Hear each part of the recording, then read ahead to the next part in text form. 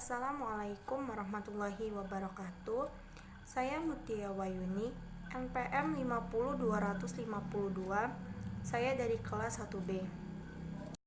Baiklah, saya akan menjelaskan intisari dari kemampuan komunikasi secara efektif dan prestasi belajar bahasa Indonesia.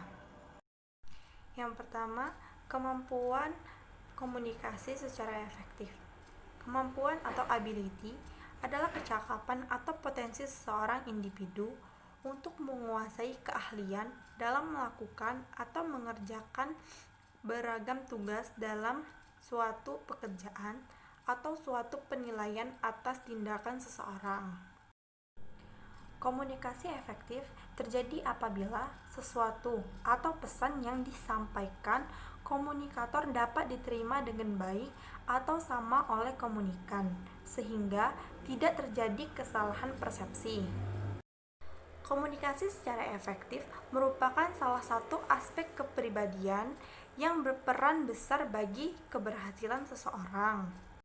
Untuk dapat berkomunikasi secara efektif, kita perlu memahami aspek-aspek komunikasi.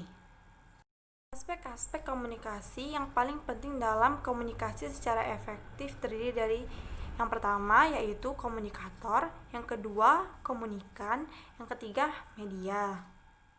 Komunikasi dapat dipengaruhi oleh beberapa faktor, yaitu faktor internal dan faktor eksternal. Komunikasi dikatakan efektif apabila pesan yang disampaikan dapat dipahami oleh penerima.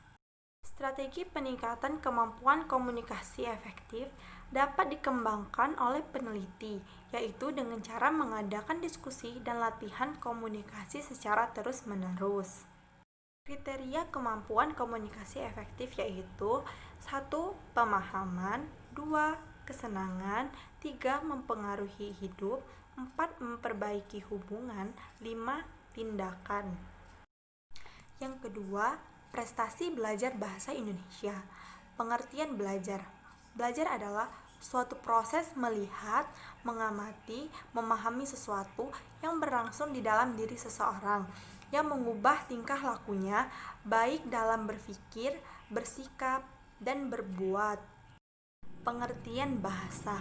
Bahasa adalah sistem lambang bunyi yang arbitrer dan alat utama untuk berkomunikasi. Pengertian prestasi belajar. Prestasi belajar adalah hasil perubahan kemampuan yang dicapai dari suatu kegiatan belajar. Bahasa memiliki peranan yang sangat penting dalam setiap pengajaran materi pelajaran. Kaitan komunikasi efektif dengan prestasi belajar bahasa Indonesia sangat erat. Dengan kemampuan komunikasi efektif, maka akan lebih cepat dalam memproses suatu informasi. Baiklah, mungkin itu saja yang dapat saya sampaikan.